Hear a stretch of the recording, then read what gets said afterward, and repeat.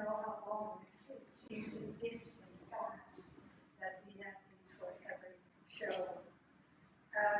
I'm very pleased to introduce members of the group High Fiber Diet who are responsible for this exhibit.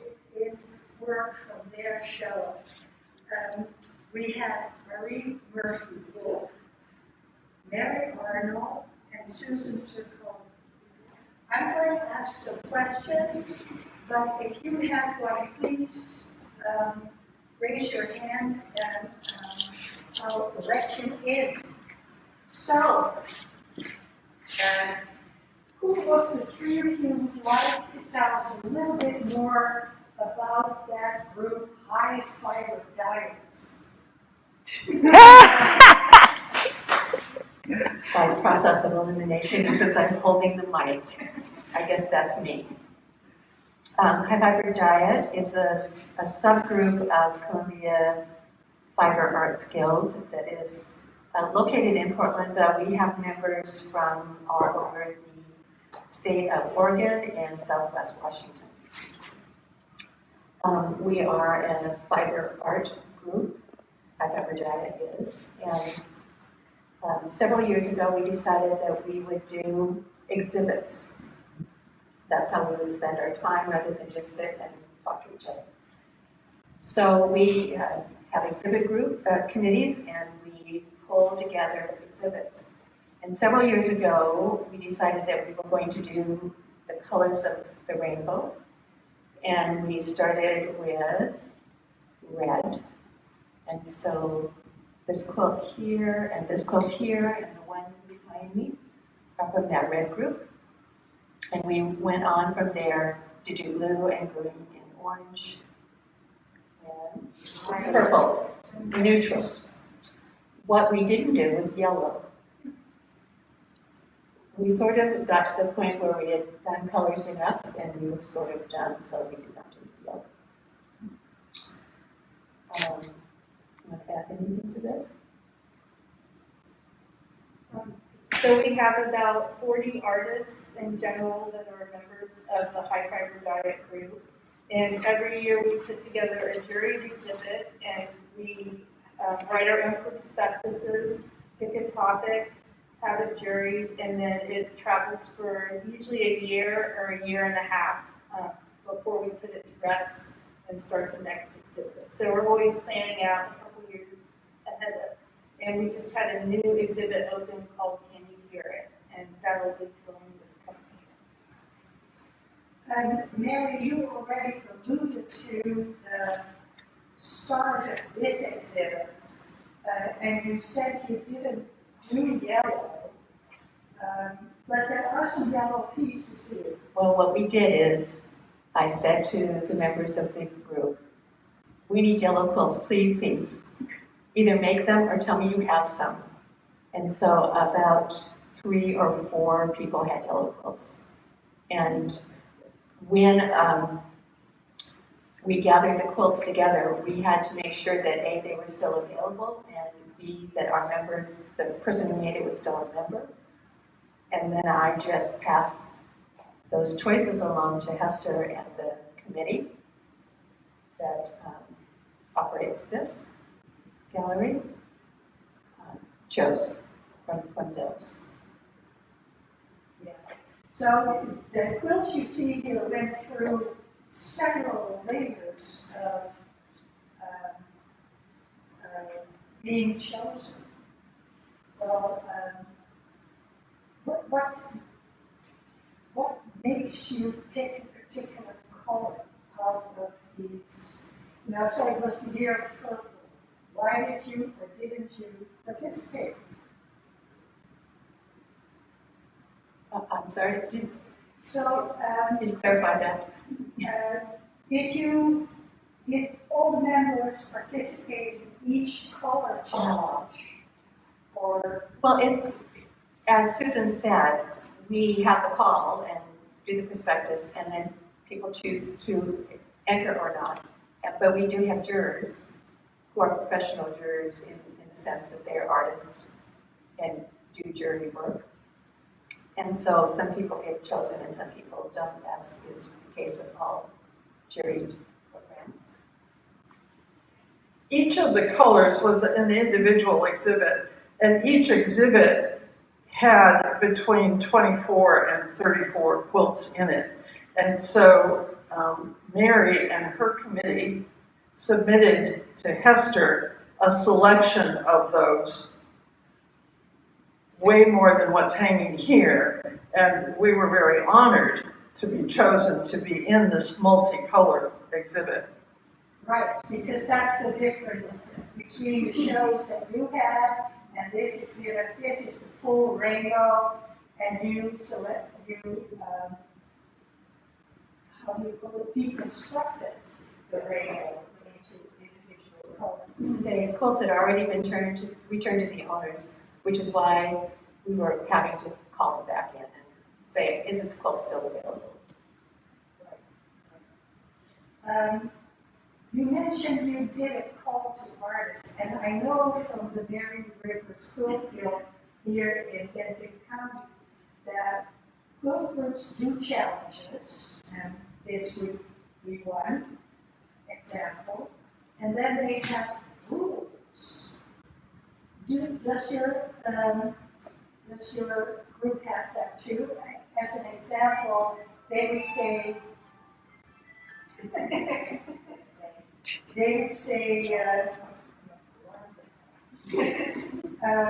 also that's going to go off again. They would say you have to use all colors, and they have to be in front and back, and you can break one of the rules. So does your group have rules too? Because I noticed that the blue ones are all in one format. Yes, that's correct. So each exhibit committee writes a prospectus, and in the prospectus is the size requirements,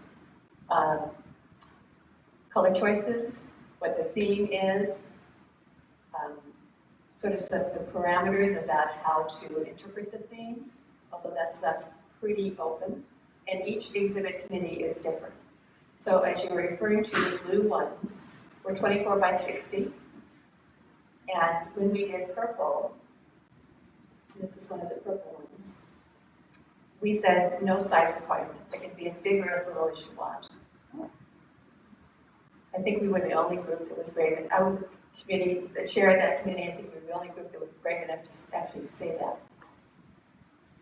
You take a risk when you don't have requirements for size. So now I want to go to questions about your own work, and I'm going back to that. What makes you pick a challenge? You know, do I participate in the purple year, or do I participate in the red year? What makes you make that choice? Mary wants to share. The color is one issue, but the color usually has a title to the exhibit as well. I keep going back to the quilt on the back wall here, and that was, "It's red to me." Well, she took the words literally and expanded into reading a book. Did you participate in red? No, in fact, when I saw the red exhibit was when I said, I think I need to get to know these people. And so I joined shortly after that. So sometimes the title itself will spark a concept. Sometimes you just want to participate with the group and you start exploring the idea of that color and what it means to you. Sometimes you've already got a project done that it meets the requirement. It has an X amount of purple or green or something in it. And so the motivation varies a great deal. For me, my piece in this exhibit is the banana leaf on the other side of the back wall. And that was something that I started to explore line. It had nothing to do with one of the high fiber diet exhibits, but then it met the criteria, and I was more than happy to have it included. Tell them what the requirements were for the cycle. Oh, yes, but this piece wasn't actually in green. Was it It was in an exhibit called Wow, which was not a color theme. The requirements, the expectations were to be as out of the box as you could be. Here's a question from the audience. I do some art quilting, but I know that some artists are very skilled in a certain way. And so when I look at your piece, what skills do you think you're really good at to help you achieve this piece? So what skills do you think are highlighted? What Perseverance. No, seriously, this piece is entirely pieced. It was a real challenge to me. My objective was design rather than technical skill or effort. And the biggest challenge of it was to figure out a way to finish that edge. Yes, and you mentioned that I often have designs, but I don't have the skill level to make those designs. Well, and it took about 2 years to finish this quilt, Oh, okay. until I got up the nerve to figure out that edge. Well, I want, in addition to the edge, I want to say that sliding those really skinny pieces, that is perseverance you call it, but I call it a level of know-how. Actually, once you learn how to do those skinny little pieces, they're pretty easy. Okay. There are a couple of tricks I'm more than happy to share later. Okay. So you thought the borders were more difficult. The border was a really difficult part for me. Why is that? Because it's so irregular and there are so many sharp little corners that really have to be sharp in order to maintain the tension in the piece. So when you don't know how to do something, how do you find out how to do that? YouTube. Well, one of the joys of my life is taking workshops. And I enjoy it because I learn things, but I enjoy it because of the creative atmosphere in the workshop. And then sometimes you just need to jump off the diving board and try it. Is this one of those times? This was the diving board one. All right. Thank you. So, what is, oh, yes.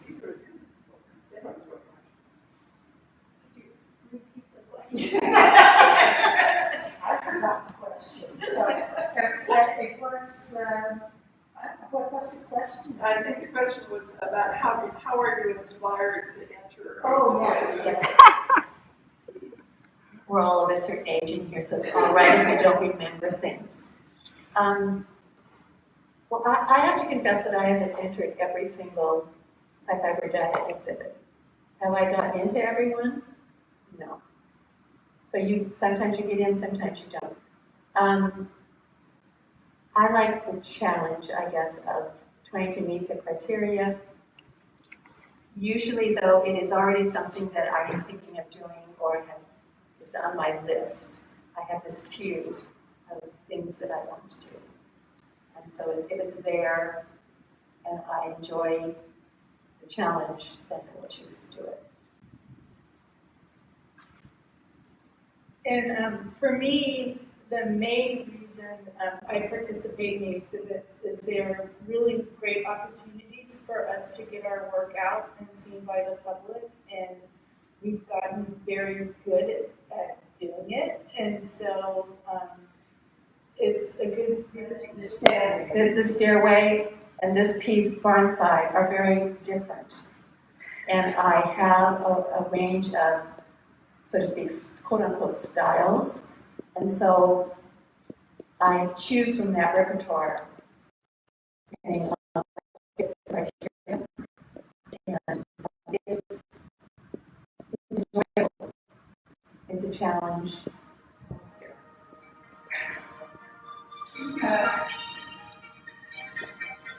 So This is a hard question, I think. What makes for a successful quilt? And I'm talking about art quilt now. I'm not talking about bed quilts. Right. Something that we quilters have struggled with for years is defining our quilt, defining traditional quilt, defining all these things. And I finally, through the years, have come to realize that, yes, I'm a quilter, I do quilts, but this work is I'm not even calling them quilts anymore. This is an art piece, and my medium is fabric. And so what makes a good fiber art wall hanging or sculpture is the same thing that makes any good art piece.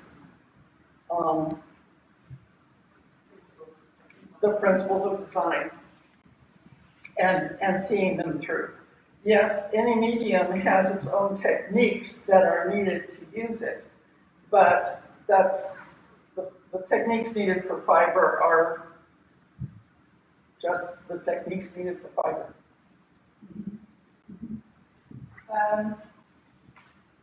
So why do Suzanne? We have Suzanne's and Susan's. So you work mostly in fabrics. I do, yes. And we know your work because you've been in more shows here in the center, starting with microbiome a couple of years ago. So what is more important for you, the subject matter or the piecing and stitching? Well, for me, the subject matter is very important to me, but I have to enjoy the process in order to make the piece. And this piece here is a little more of a diversion from what I normally do. I like to do a lot of hand stitching, and I really like to do that. So I don't do many pieces at all, and but I will sit for hours in hand stitch. Yes. Susan, you talk about the process of the piece. I was trying to figure out, is that like a marbling technique or what? No, it was a whole cloth piece, and so I dyed the fabric with fiber reactive dyes, and then I discharged it. And so all of the light areas on that piece are where it was discharged, which basically breaks the color center of the dye molecules, so you remove the color from those areas. What chemical discharge? The one that I used for that piece was jacquard discharge paste, and so it's like a wet medium, and you can stamp with it or paint with it, and then you have to iron it with apply heat and or steam to get the color to be removed. And you have to wear a chemical gas mask to do that, because the fumes are not good for your lungs. So I'm going to ask an unpopular question. And my background is fiber as well, so that's why I dare. Why don't you just paint? It's so much quicker. It is, and I truly love to paint. But I think my strengths lie in working with fiber, and I do really like the tactile process of working with fiber. I will say that I don't make pieces that I want anyone to touch.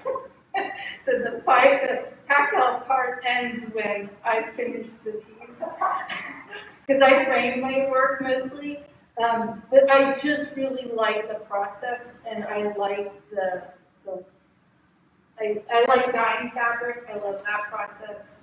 I like the surface design part, and I made a decision to go in that direction. So why do you two prefer fabrics over paints? I also paint. I'm an acrylic painter. I have been all my life. And my mother was an artist and very accomplished.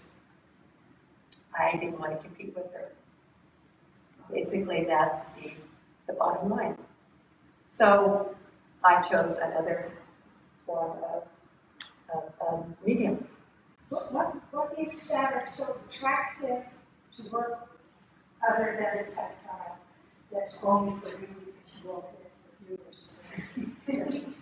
I find the colors, I'm a color person, and so I love the color palette, and I hand dye my fabric, or I use solids, or I use batiks, but if you could see my stash, the cupboard that my stash is in. Questions, actually.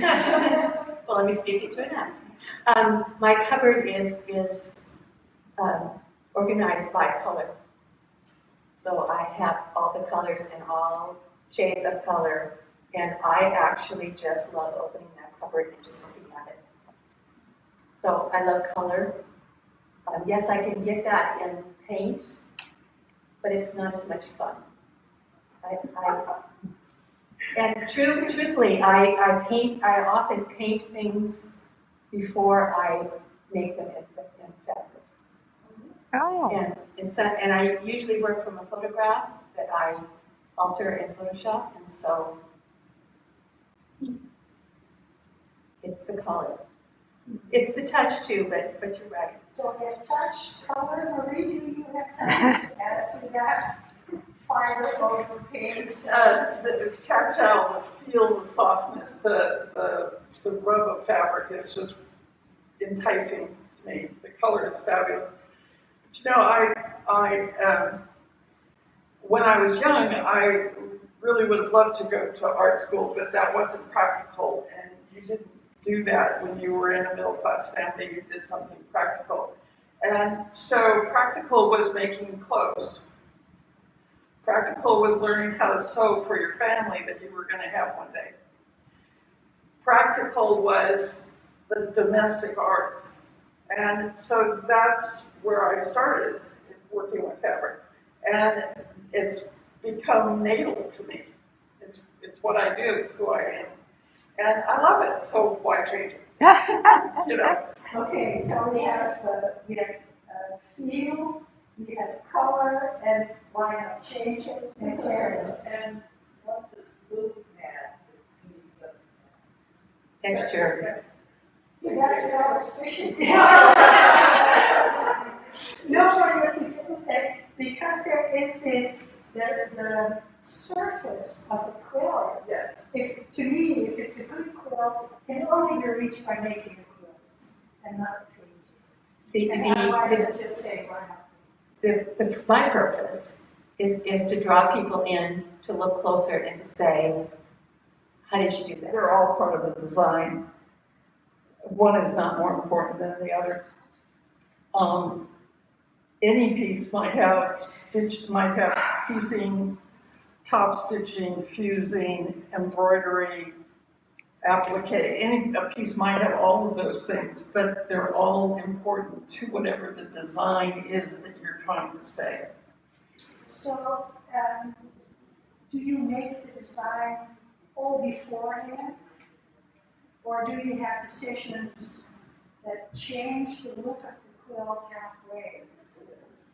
Well, we all work differently, so I'll speak for myself. I work from a photograph, which I manipulate and Photoshop and print out and use that as my pattern. But that's just the start. And so I am not adverse to saying that's not working and to take that piece away or to add something else. So I start and then I change it as I go along. And I'm guessing that Reed is that.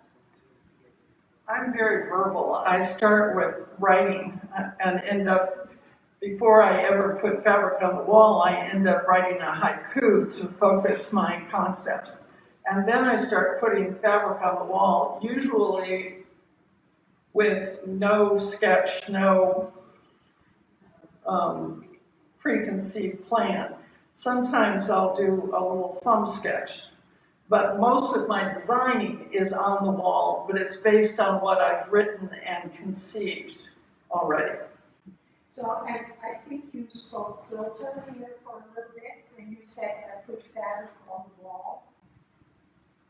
Could you explain what quilter is? What's going on here? Pretty generally, I think all of us have what we call design walls in our studios, and they're a styrofoam with a felt or batting on them, that where you can just put a piece of fabric up and it sticks, or you can pin it. And when I say stick a piece of fabric on the wall, that's what I'm talking about, is the design wall.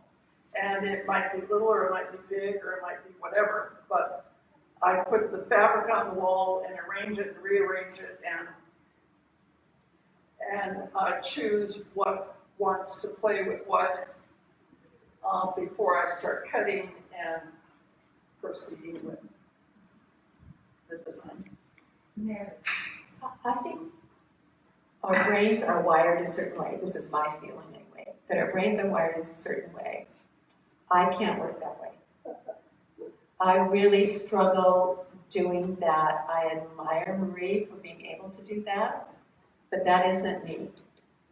I come from a very traditional art background, quilt background, so I need some structure. And so I always start with a photograph or an idea or a sketch. And having said that, there are times when I just do it intuitively, but it's usually a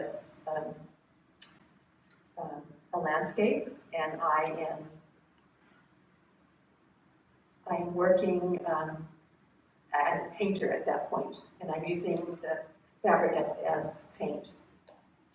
I was a school teacher, and so I made bulletin boards my whole life, and so I kind of relate what I do with fabric now as making a bulletin board. So that's sort of my background in doing that. And I usually start off with either a thumbnail sketch, so I have the basic composition, or I start off with colors, and then I work out a composition. And I am never done with a piece till I've rotated it 90 degrees and decided for sure that I like the top where it is. So I guess what I'm saying is I have a general idea of where I want to go, but I let the piece speak to me as I make it and just change it as I go along. So is it hard to, once you have sewn something together, it's not really the line that I wanted. Do you take another piece of fabric, or do you rip it out, or is that difficult to change? Do you have to start over? Do you have unfinished quilts in your I do have unfinished pieces, but if I really don't like something, I've learned to fix it usually by taking it out and redoing it. Because if I don't like it, I'm not going to like it 2 years from now either. So I do change. Yeah. Oh, yes. I actually, I glue my pieces. So I use a glue stick, and I can just rip that glue stick off because it's water soluble and acid free. If I'm sewing, which I did on that piece behind me, I have no problem ripping it out, and the seam ripper is your best friend. So I do that. because it must be harder than just painting over. Oh, it is harder than painting over, but it's the limitation, or it's just the way the medium works, and so you bow down to that, and you understand that that's how you have to do it. And as a painter, I know that I have painted over things 100 times, and then I turn it over and start again on the back.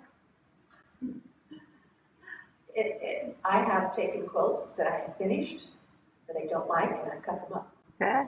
So I'm absolutely happy to do that. More than once. For me, my work is way more spontaneous, and if the line got in the wrong place, I usually put another line in to fix whatever was wrong with the first line. It's getting closer and closer to painting from And what I hear from. Yeah. There's a question here. So, Susan, I know from your work in the microbiome show, you did a lot of the hand stitching. So I'd like to hear how you all approach the stitching itself as an element of your work. Because I know sometimes it's almost like a narrative line for people in a quilt project, and other times it's just to add design. Well, for me, yeah, it's both, right? I mean, the piece has to hold together. I have to feel like I've considered the entire area that I've worked on. But I can make French knots for hours. So I do just really like that process. It's very meditative. It's very slow. I mean, it's not like I knock out a piece in a couple weeks, but it's worth the time to do it for me. So the stitching in those pieces is very important. Yeah.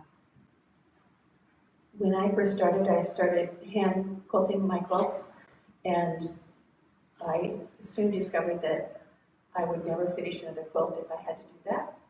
So I learned to machine quilt my quilts, and I like to densely quilt my quilts. So stitching is millimeters apart, and I like to use thread that matches whatever the background is, because it's the texture I want to see, not the thread. And not every quilter does that. Some quilters have their color of their thread completely different than what they're stitching on, because they want the thread to come forward more. That's not what I want. You mentioned earlier that you were gluing things, and there's one quilt here by Jerry Coleman that doesn't have, it has quilting in it, but none of the pieces of fabric are stitched together. Right. And I looked at it up close, and it's really I can tell you, clever and very interestingly done. I can tell you how she does that if you want to know. She uses a fusible. She has a big sheet of fusible, and each color goes down on the fusible, and then it's all organic.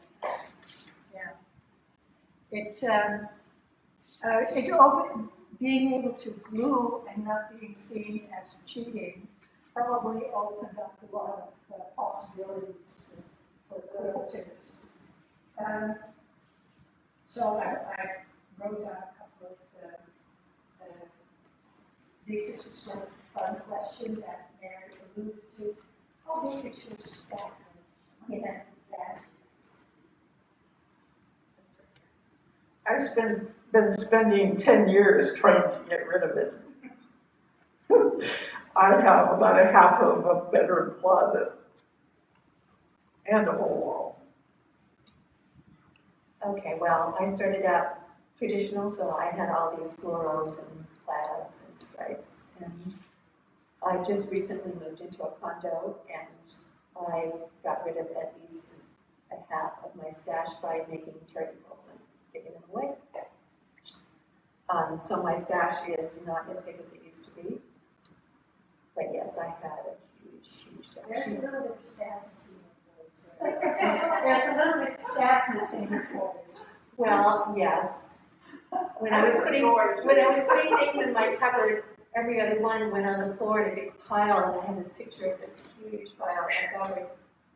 And some of them I think, why did I buy that? I don't understand why I bought that. That's time to get rid of it. And I have a lot of hand-dyed fabric that I will probably never ever use, but I can't get rid of it. So I have at least a closet full of fabric.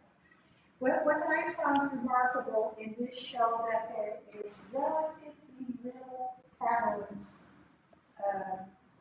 fabric. If you go to a store like Japan's or whatever, there's rows and rows of really fun fabrics. But there is very little of that here in the show. Is that because high fiber diet feels different about calico, or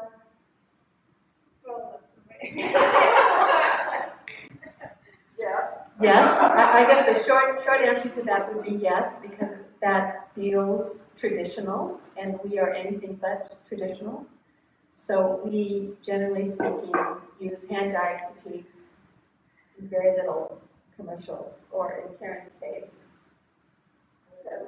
that is only printing. So we all have our favorites, and we all have our choices. Nobody tells anybody else that you can't choose those things. There are some artists that work with commercial fabric exclusively and do absolutely fabulous work. My experience has been it's very difficult to combine commercial fabric with hand-dyed fabric. And the hand-dyed fabric has such depth of color that it's almost irresistible. I don't only use cottons, I use silks and all manner of other things. And again, it's very difficult to combine those with the calico, you know. On the other hand, I think Lulu's piece over here has some really well-used commercial fabrics. And I think Jill's piece over here has commercial fabric in it, and it's very nicely used. So there's no prejudice, thank you. There's no prejudice against commercial fabric. No, not really. And it's getting harder and harder to find hand-dyed fabric if you don't do it yourself. And so most of us will use whatever works. I just find that they don't combine all that well.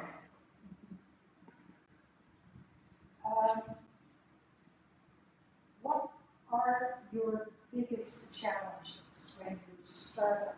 Oh no, I want to ask this first. Do you work at one, because you have one design one, do you work at more than one piece at the same time? Or are you working just on one? Did you have a question? I'd like to know how you hand-dye Thread?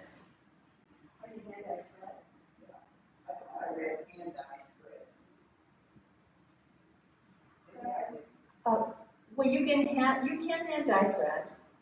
I don't know anybody that does, but I know people who buy a hand dyed embroidery thread, but not machine thread. Yeah. I've hand-dyed embroidery floss before, and you just make a skein like you would make a skein of yarn and lay it out and dye it, and just handle it so carefully enough so that you don't end up with a knotted massive thread.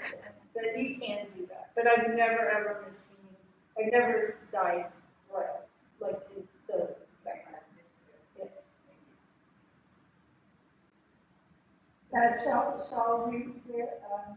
Are you working at more than one piece at the same time? And what are your challenges? Challenges of what? You mentioned, for instance, it's hard to find hand-dyed fabric. How do you put together a palette for a particular piece? Well, you go into that closet and you start pulling things out. And when everything is out of every drawer, then you kind of say, oh, I guess I need something else.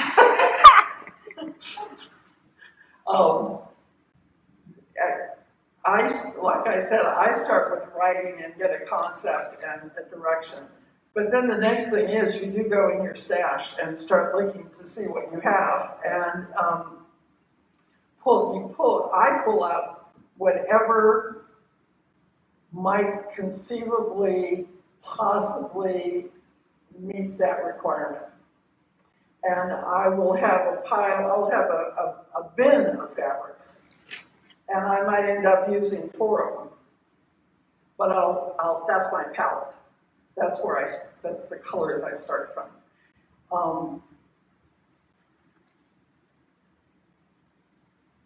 You asked about doing more than one piece. Yeah. Sometimes when I'm doing that, I see another collection of fabric that's like, makes your heart sing, and oh, well, I'm gonna take that and put that over here, because that's gonna be the next piece. I don't know what it's going to say or what it's going to do, but oh, that's going to be the next piece. And I usually have 4 or 6 pieces at some level of completion. More attention and just come back to the easy piece later on. You do a lot of hand stitching too, so do you sometimes take a piece out of the studio and stitch it while you're watching TV? I never well, no, I have a TV in my studio and I have it on as my background noise or music. I usually don't work in a completely quiet room, but I cannot sew in front of the TV.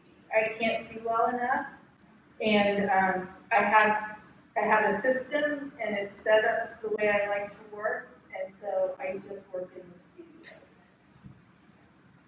What gets you in the studio? Guilt, sometimes.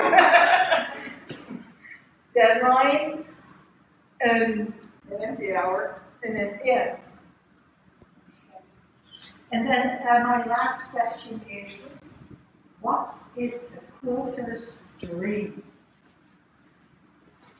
What would you, as a quilter, would it be making a 15 by 20 large quilt feet, or working together with a group of people on one quilt, starting an old-fashioned quilting bee. What is the quilter's dream? A particular sewing machine, or how big you want your table in the studio, or how high you design all? I love my studio. I love my machine. I don't want to, I just recently did an 80-inch by 40-inch piece and almost killed my back.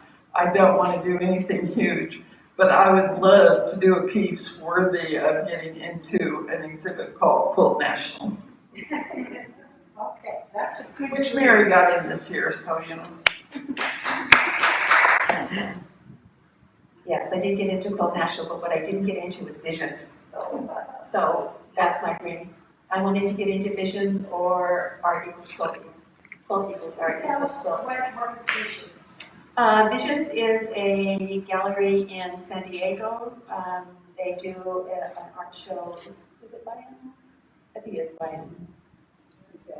Is it? Okay. I'm sorry. It's a museum / gallery, and they have a this art show, and it's not easy to get into, and I haven't. And I've got rejection letter after rejection letter after rejection letter. So that really is my vision, what I really wanted to do. And Quilt National was at the top of that list, and I've been in twice now, so that I can cross off. But visions is next. I'm drawing a complete blank. What's that?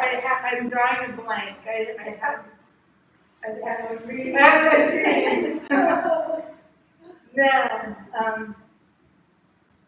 So let me elaborate on this question. What is your proudest accomplishment in your quilting production?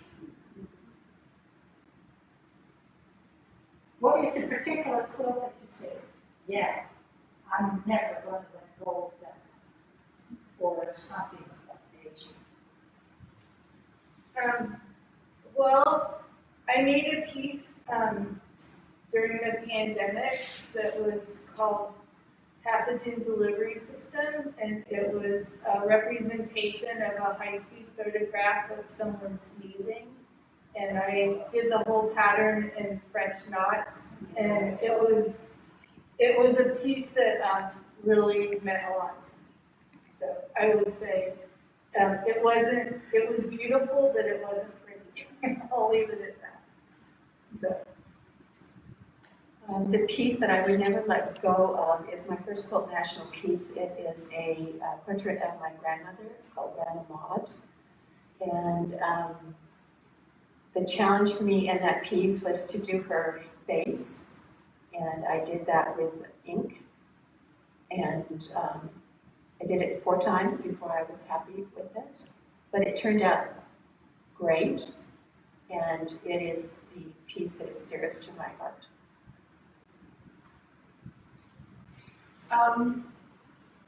I think the piece that I would not ever be able to let go of is the companion piece to Alone back here. And it's called Sunshine on My Shoulder. And it's dear to me because it was a reflection of summers on my grandmother's porch in Southern Virginia. And it was sort of my breakthrough piece. Switching to truly being an artist who works in the fiber. Well, if nobody has another question, I would like to thank you dearly for coming here and talking about your work, for getting this show together. It really, somebody walked in this morning and said, well, this is bright and what else did you see? I think it was uplifting. And it's colorful, should be, because it's based on color. And I think it shows so many different possibilities in what a quilt can be, what we understand out of a quilt. There's hyperrealism and total abstraction. There is stitching and piecing and shaping, free form, very free form. And so we're very thankful that High Fiber Diet and our center somehow got together and we have this show to enjoy. So thank you. High Fiber Diet is also very grateful to have this exhibit here. It's been our dream to exhibit here, so we're very grateful too.